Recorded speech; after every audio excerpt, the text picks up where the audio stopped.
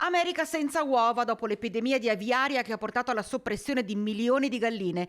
Gli Stati Uniti si rivolgono all'Italia per esportarle dal nostro paese. Tra l'altro il Veneto è la regione tra le maggiori produttrici di uova. E i bassanesi come la vedono? Se ce ne sono gliele daremo, non lo so. Mettiamo i dazi? Mettiamo il Prego, prego. Mettiamo i dazi? Ci ha insegnato loro? No? Un 30% in più del prezzo, anche un po' di più del 30%, faremo un 50%. Tanti che siamo americani faremo il 50%. Giusto che sia il dazio, che siano aumentate, che vanno aumentate, giustamente, no? Chiedono a Musk com'è la situazione delle uova. Lui risolve tutto, giusto? Io penserei prima a noi, visto che il fabbisogno è coperto giusto per noi.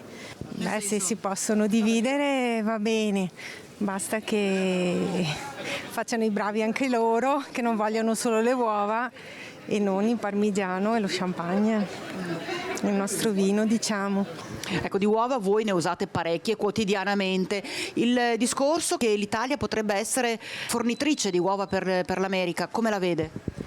Noi per il momento non abbiamo nessun allarme, adesso vediamo più avanti cosa succede. Io lo vedo che hanno un problema con l'aviaria che è arrivato, le mangeranno anche meno con quel problema.